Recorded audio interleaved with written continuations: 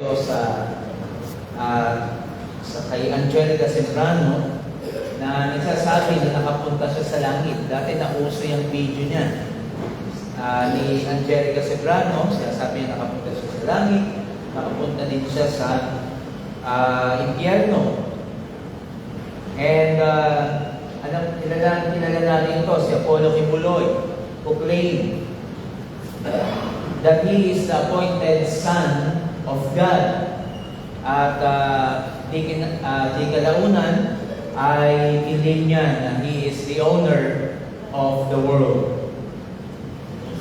And there are more who claim to be the Christ and prophesy o nagulat sa anong mangyayari, lalo na ngayon sa nangyayari sa US, Israel, and Iran war.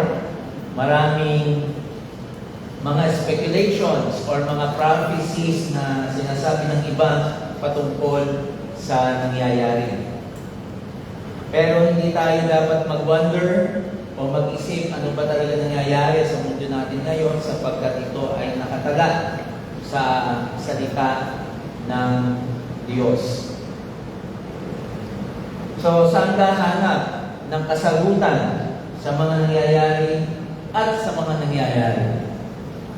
Walang iba kundi sa salita ng Diyos na Kanyang ipinasulat upang sa ganon tayo ay hindi mag-isip at upang lagi nating maalala at balikan ang mga pangako ng Diyos sa Kanyang mga anak, sa Kanyang mga pinili at yung paraan ng kaligtasan. Kaya meron tayong Biblia.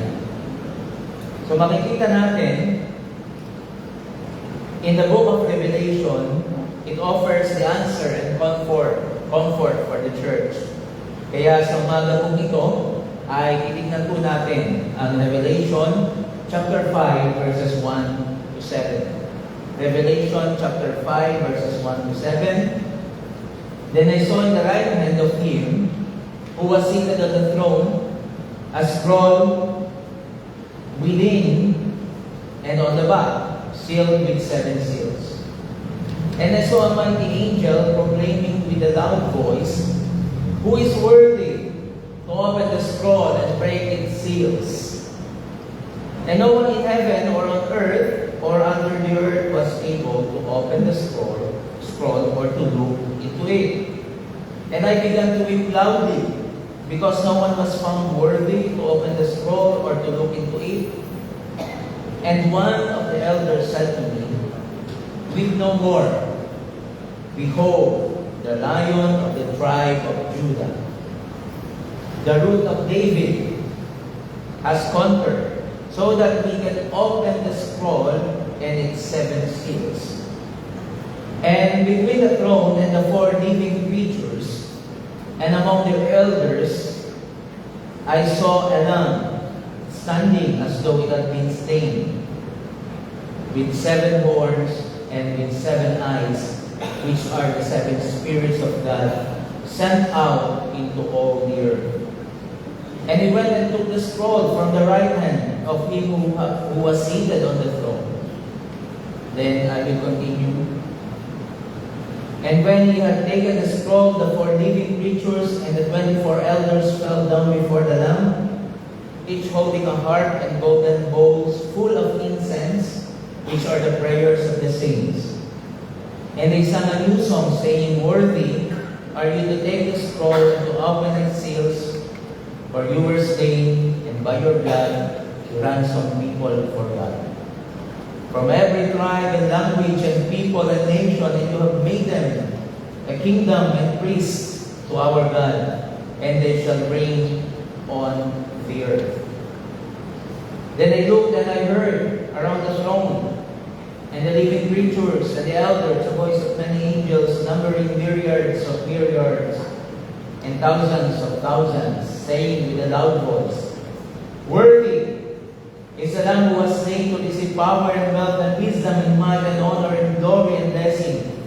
And I heard every creature in heaven and on earth and under the earth and the sea and all that is in them saying, "To him who sits on the throne and to the Lamb, be blessing and honor and glory and might forever and ever. And elders fell down and worshiped. Praise the Lord for the reading of His Word. Tayo po ay manalangin. Dakilang Diyos na maraming nasalangin, kami po ay muling lumalapit sa iyo at nagpapasalamat dahil kami po ay nakita-kita, Panginoon, at upang sumamba sa iyong dakilang pangalan at din makapagpalakasan din sa isa't isa. Salamat, Panginoon Diyos, dahil patuloy mong pinagbubuklod ang iyong iglesia at patuloy mo itong pinagtitibay. Tunay na ikaw ay dakila and the one who sustains us. And it's all by your grace kung bakit kami po ay nakapagpapatuloy. Panginoon Diyos, naway buksan mo ang puso ng bawat isa ng kaisipan, ng bawat isa. Paunawa niyo po ang iyong banal na salita upang ito'y aming paunin sa aming pamumuhay araw-araw. Salamat po ng marami, Panginoon Diyos, tunay na ikaw lamang ang nag-iisang Diyos. At ikaw, Panginoon Diyos, ang dapat lamang na sambahin. You are worthy to open the scroll. Thank you, Lord God. In Jesus' name we pray. Amen. So, ang Book of Revelation ay hindi siya mystical book o yung full of mysticism or mystery. Ang Book of Revelation was written para i-encourage tayo, lalo na sa panahon na tayo ay nasa mga pagsubok o sa gitna ng pag-uusig. Minsan, iniiwasan itong Book of Revelation kasi parang ang hirap intindihin. But always remember that the Book of Revelation was written to encourage the believers who were persecuted sa panahon ni Apostle John at gayon din sa panahon natin. So pinakita din dito ng Panginoon kung ano ang mangyayari sa mga hinaharap pa at nangyayari ngayon sa atin at maging sa panahon nila. So the Book of Revelation is a book of encouragement sa atin. And since na ito ay apocalyptic, so full of symbolism, kaya huwag tayong mag-wonder o mag-isip ano ba yung mga monsters dyan or what.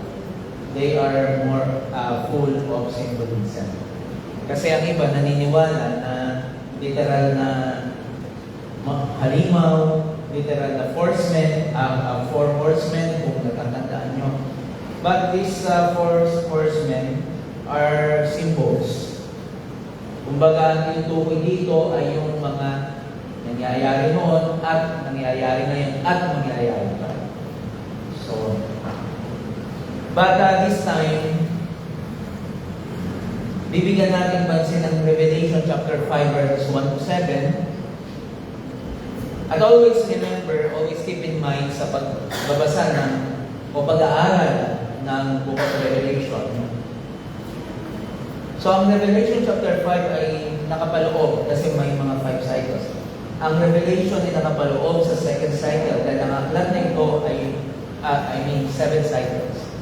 Ang second cycle ay Revelation 4 to 7, which is the Lamb and the 7 seals of Scroll of God.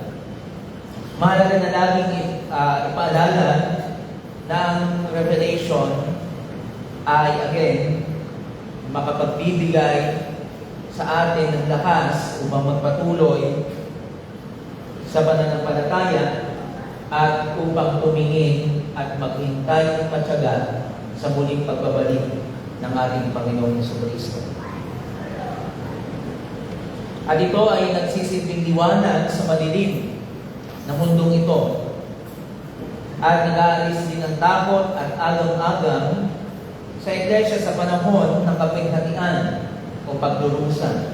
Nakikita naman natin ngayon, nararamdaman natin ang matinding epekto ng Middle East War or Middle East Crisis.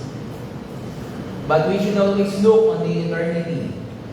Hindi doon sa sarili natin o sa mga nangyayari. always look unto Jesus, the author and the perfecter of our faith.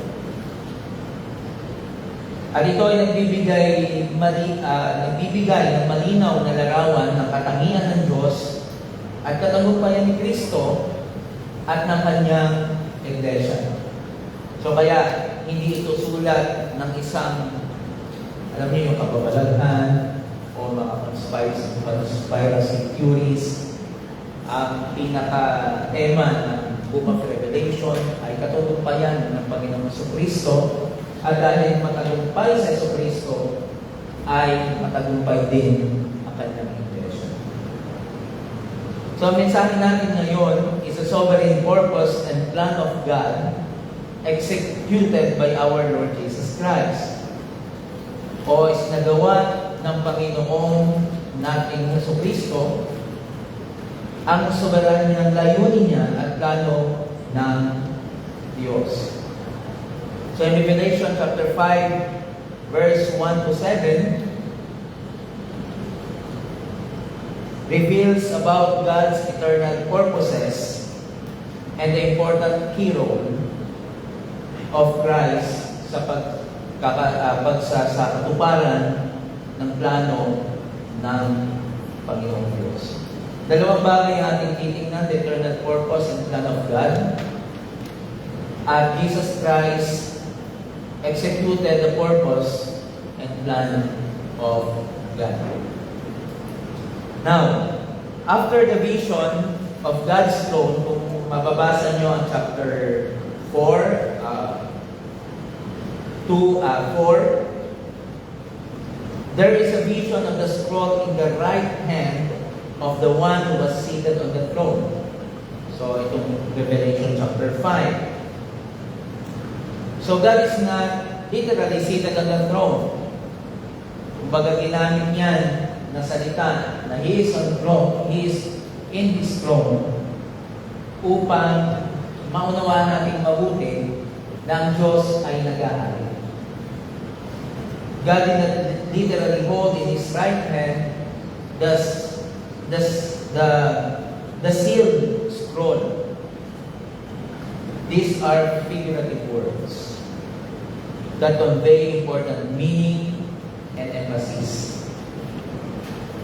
So, yung right hand, ibig sabihin po nito ay autoridad at kapangyarihan ng Diyos. When we study Revelation 4, kung pag-aaralan natin Revelation 4, we identify that the one who was seated on the throne is no other than our sovereign God, who is in control of all things, who decreed and ordained everything in the entire universe. So kaya nga walang smallest molecules ang hindi kontrolado ng Diyos. He is God the Father who created all things, the sustainer of the entire creation. Siya ang sustain ng lahat ng creation, kaya yan ay nananatili. He is the Father who providentially cares for His people. Kaya nga lahat ng mga nangyayari sa panahon natin ngayon, maaaring sa paningin ng tao ay hindi maganda, pero tandaan natin na ito'y pinaglalapit-lapit lahat ng Diyos sa ikabubuti ng Kanyang mga anak. At ito rin ang pagkakataon natin na mas lalo pa natin tingnan ang eternity. Mas lalo nating hintayin ang muling pagbabalik ng ating Panginoong Kristo. Kaya nga sabi ng Apostle, Maranatha, come quickly.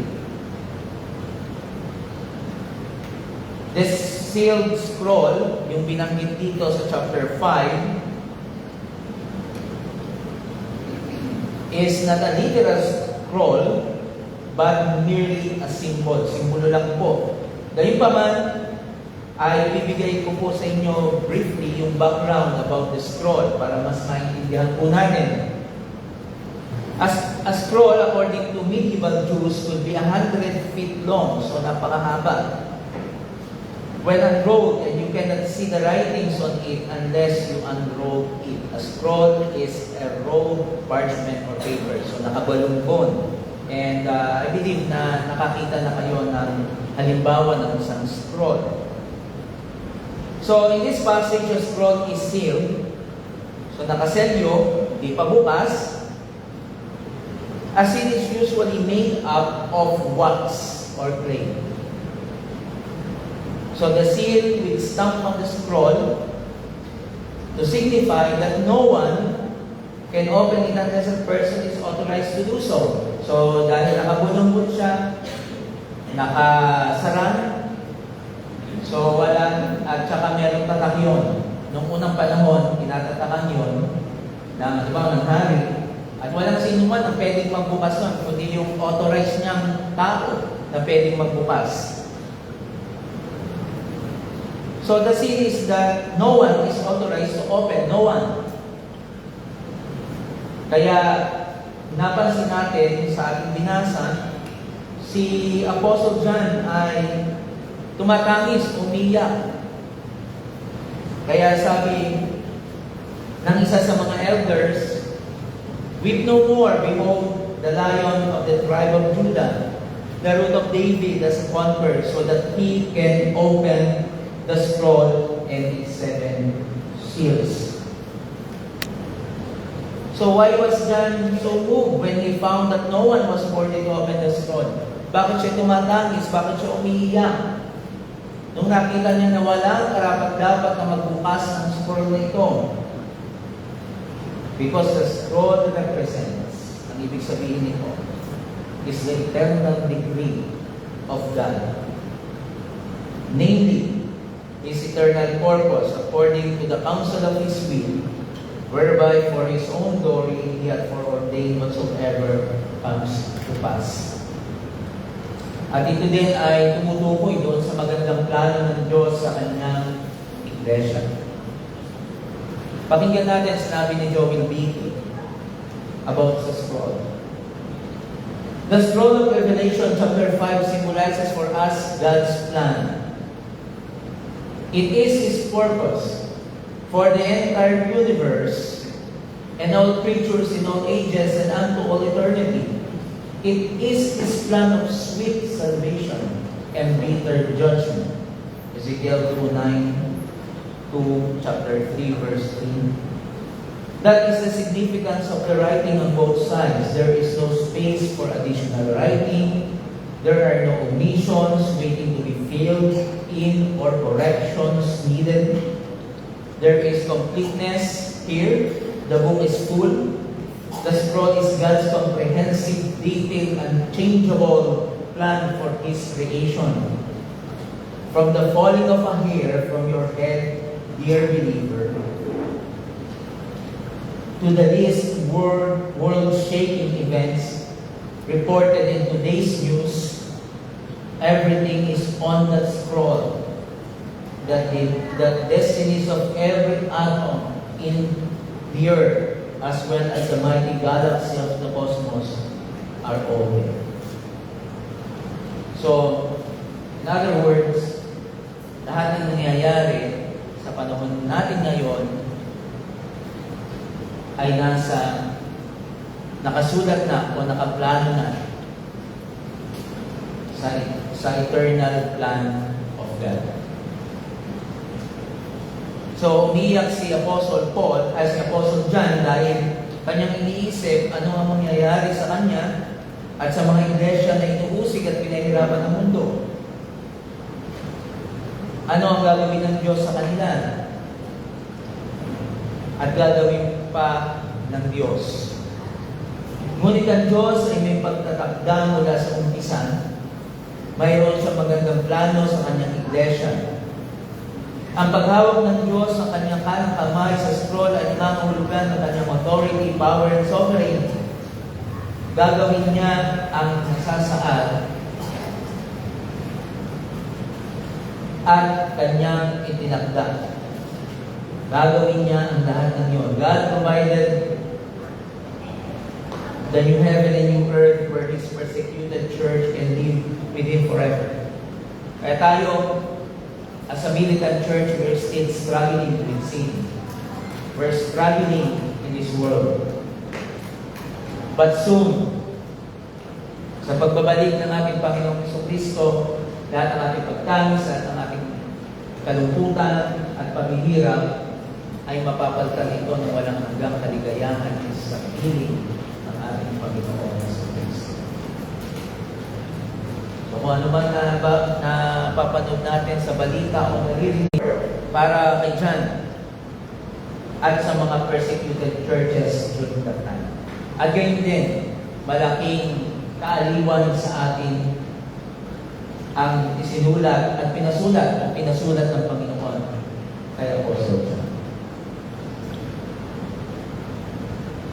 So, ito po yung hamon ko sa inyo.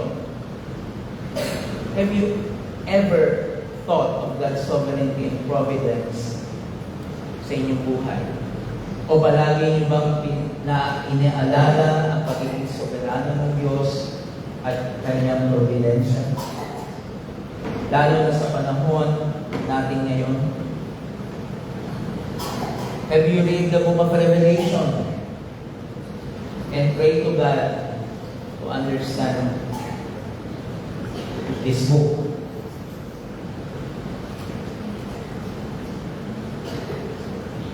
Do you weep over the sin of this world? Do you weep over the corruption of this world, over the disorder, corruption of the visible church, over the division among the brethren? Tayo ba'y nananalangin at tumatangis? Nakakaramdam pa tayo ng kalungkutan kung nakikita natin yung kaguluhan sa mundo at maging sa iglesia, may mga nangyayaring pagkakahati-hati at pagkakanya-kanya. But we must weep over those things and pray to God to intervene. Ikaw ba ay patuloy na nanalangin sa mga wala pa sa Panginoong Jesucristo? Patuloy mo bang idinadalangin ang iyong mga anak, ang iyong buong pamilya, mga kamag-anak mo, o mga tao na kilala mo na wala pa sa Panginoon? Nananalangin ba tayo patuloy para sa kanila? Inilalapit ba natin sa kanila at sila sa Diyos upang sila ay maligtas? Maranasan nila yung biyaya ng Diyos sa kanilang buhay. Dahil kapag ang isang tao ay hindi nagsuko ng buhay sa Panginoong Jesucristo, ay hindi siya nanampalataya sa Kanya, ay parurusahan siya sa dagat-dagatang apoy magpakailanman. Yung paghihirap na walang katapusan. That's the reason why we must pray for the lost. And we are commanded by the Lord Jesus Christ to go and make disciples of all the nations. Hilingin natin sa Panginoon na tayo maging matapat upang ipakilala ang Panginoong Jesucristo sa mga taong hindi pa tunay na nakakilala kay Kristo. Unahin natin ang ating mga pamilya. Huwag tayong susuko na ipanalangin sila kahit anong gawin natin na utos sa ating mga anak. Minsan dumadating sa punto na pag sila'y kaya na nila kanilang mga sarili, pwedeng sila ay magsitalikod sa kanilang narinig at itinuro. Pero it doesn't mean that you will stop praying for them. Pray for their souls to be saved. Dahil tanging ng Diyos lamang ang may kakayahan at kapangyarihang makapagligtas sa tao.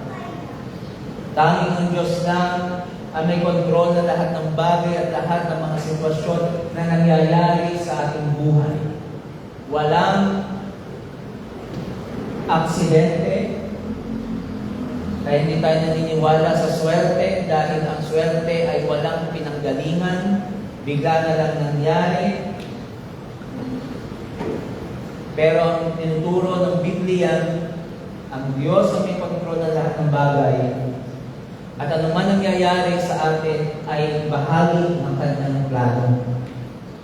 And always remember yung kanyang natatanging pag-ibig sa kanyang mga pinili. Yung kanyang napakagandang plano sa kanyang iglesia. Dapat ito ay lagi natin inaalala. So God allows things to happen for His glory and for the good of His people. I believe na familiar kayo sa buhay ni Job. Hindi natin masasabi, wala doon na nakasulat na walang kontrol ng Diyos sa nangyaring mga pagsubok ng Job. But actually, pinakilala nga, itinuro nga ng Diyos si Job, his servant, kay Satanas. Ngunit hindi magawang patayin ni Satanas si Job dahil wala sa kanyang kapangyarihan na gawin yun. Dahil sabi ng Panginoon, huwag mo lang papatayin. So, lahat ng mga nangyayari sa atin ay kontrolado ng Diyos. Our responsibility is to trust Him completely. At kung nakakalimot tayo, always go back to the Scripture. Kung tayo nangihina, always go back to the Scripture. Never neglect prayer and never neglect the study of God's Word. At ang ikalawat panghuli is Jesus Christ executed the purpose and plan of God. Christ is worthy to open the scroll. Siya lang ang dapat na magbukas ng sealed scroll na yun. No one in this sinful world is qualified to execute the purposes and plan of God. If it were up to us, there is no hope. Kung sa atin, walang pag-asa. There is no salvation. There is no righteousness. There is no kingdom of God to come. Kung nakabase ang lahat sa tao. Pero malinaw, may dahilan ang Diyos at sa darating na panahon, may purpose ang Diyos sa mga nangyayari at sa lahat ng kanyang itinakda. Ngunit, sino ang gagawa nito? Yun ang tanong ni Apostle John. Sino ang sa katuparan ng plano ng Diyos? Sino? Walang iba kundi ang Panginoong Kristo. Sino ang magbibigay ng lakas sa mga anak ng Diyos upang mapagtagumpayan ang mga suffering o paghihirap at pag-uusig na ginagawa ni Satanas at ng kanyang mga kampon? He will never stop attacking the church. Hindi siya titigil to attack you. Gusto niyang pabagsakin ka, kapatid. Pero huwag kang aasa sa iyong sariling kakayahan. Umasa ka sa ating Panginoong Kristo. He is always with you. Maraming mga nararanasan tayong discouragement. Marami tayong nararanasan mga pagsubok, but we should always rely sa Panginoong Kristo at sa Kanyang mga pangako. Sino ang mag-empower sa church to be more than conquerors during John's time at sa ating panahon? So ang sagot dito ay nasa verses 5 to 7 of the same chapter. Again, one of the elders said to me, "Weep no more. Behold, the Lion of the tribe of Judah, the root of David, has conquered, so that he can open the scroll and its 7 seals. And between the throne and the 4 living creatures and among the elders, I saw a lamb standing as though it had been slain, with 7 horns and with 7 eyes, which are the 7 spirits of God sent out into all the earth. And he went and took the scroll from the right hand of him who was sealed on the throne." So si Jesus Christ, ang Lion of the tribe of Judah, the root of David and the Lamb, He is the only worthy to open the scroll and to break its seals. Siya ang bigay ng katuparan doon sa plano ng Diyos ng kaligtasan sa atin. That is why He died on the cross for our sin. And then He is also the one na worthy at siya lamang ang authorized, have the authority to execute all the plan of God. So ang ibig sabihin sa layon, ibig sabihin nito is it is a messianic title. Si Kristo ang eternal King. Siya ang pinagmulan ni David. At ang kanyang paghahari ay magpakailanman. Siya ay may walang hanggang kapangyarihan, banal, at siya ang mag-execute ng hatol sa lahat ng mga masasama na hindi nagsisisi at nagpapasako sa Kanya. Nakasulat na darating ang final day o ang muling araw, ang araw ng pagbabalik ng Panginoong Jesucristo at araw ng paghatol. Kung ikaw ay hindi pa nagsusuko ng buhay sa Kanya, hindi ka pa nanampalataya kay Kristo, ito na ang panahon upang isuko mo ang iyong buhay. Dahil kapag ito ay iyong pinalagpas, ang hihintay mo na lang ay ang matinding hatol ng Diyos. Hindi sapat na sabihin mo na ako ay mananampalataya, pero walang nabago sa buhay mo. Kaya nga, justification by faith alone in Christ alone is not truly alone. Dahil ito ay may bunga sa buhay mo.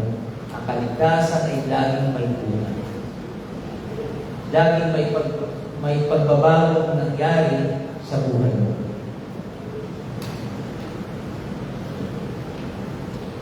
So kaya, huwag mong palagpasin ang pagkakataon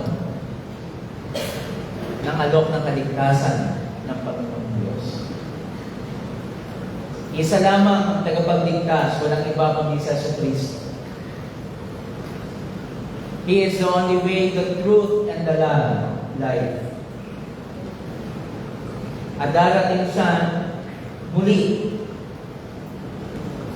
hindi upang magpapako muli sa krus, kundi muli siya magbabalik bilang hari at matuwid na hukom na hatol sa lahat.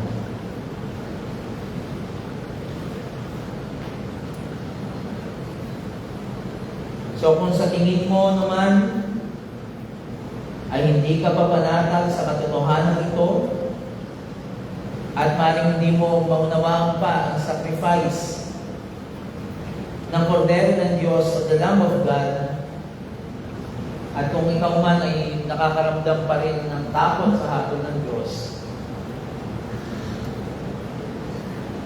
maaaring wala ka pa sa Kanya. Kaya again, surrender your life to Christ. In conclusion, Christ is the conquering King and the Lamb of God who will execute redemption and judgment. Behold the glory of Christ. Kaya sana, lagi natin asamin at ipanalangin sa Panginoong Diyos na tayo'y patuloy na lumago sa biyaya at pagkilala sa Panginoong Jesucristo. At nawa, sa panahong ito na kahit magulo ang ating mundo, ay hindi tayo mananahimik to speak the truth. We cannot be silent. We must speak the truth of God's word. We must speak the good news of salvation to the lost.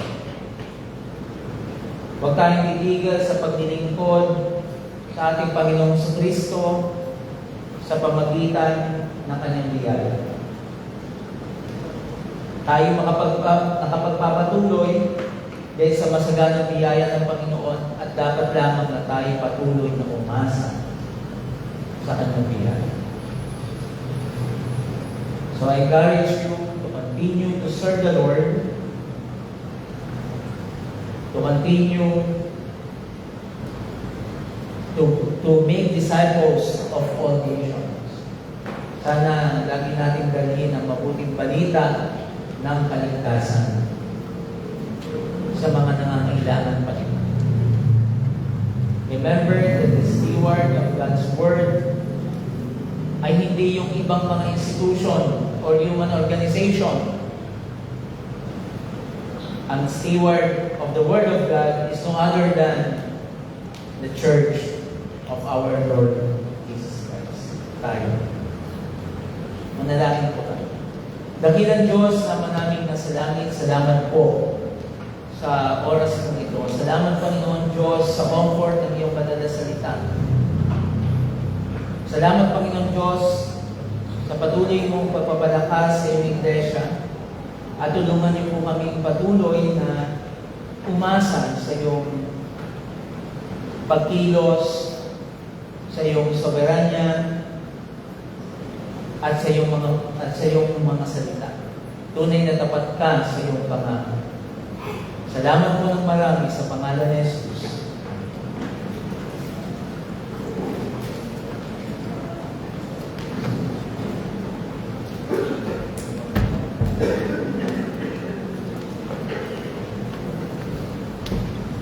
Tuloy po tayo lahat. Hymn number 46, Pag-ibig ni Kristo.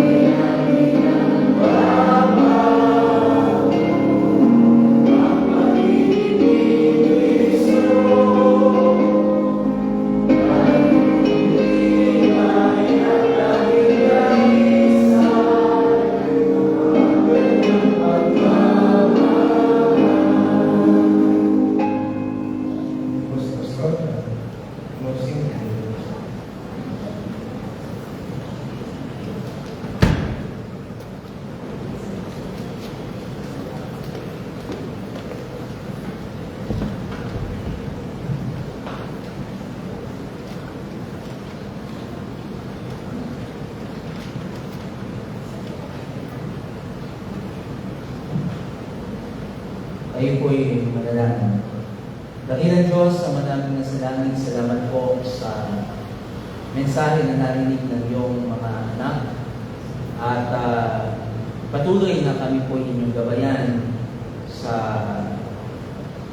mga natitira pa namin mga gawain. Naway patuloy na may taas ng dakilang pangalan at patuloy mong tulungan sa iyong mga anak na makapamuhay sa kabanalan upang maluwalhati ang iyong dakilang pangalan. Sa pangalan ni Jesus. Now may the God of peace who brought again from the dead our Lord Jesus, the great shepherd of the sheep, by the blood of the eternal covenant, equip you with everything good that you may do his will, working in us that which is pleasing in his sight.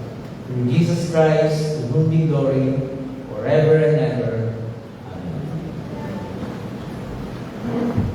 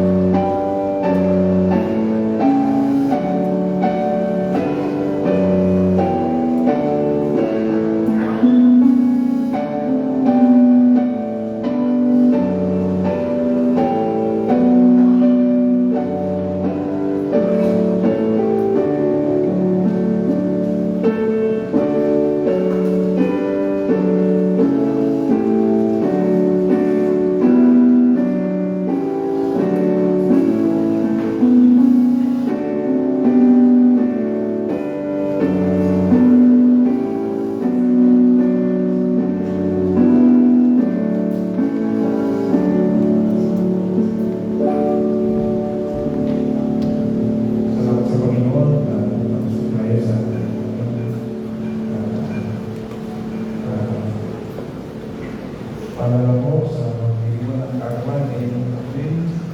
Everyone po ay birthday po ni Baby Demoso. April po ay kay Ate Baby Arasa. April 5, Amira Lago, April 6, ako po yun. April 10, Lorna Tiliana and Sarah Deluman. April 11, Joy Demoso. April 13, kay Glo Tiliana.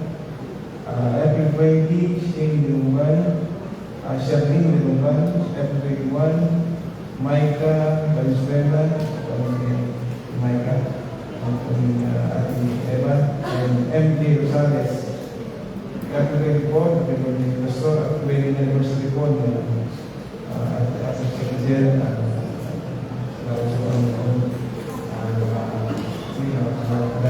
Pagkakaya sa dalang Panginoon, mamaya po, kung bawa ng Panginoon, ay mga pwede natin Lord Supper. Pagkatapos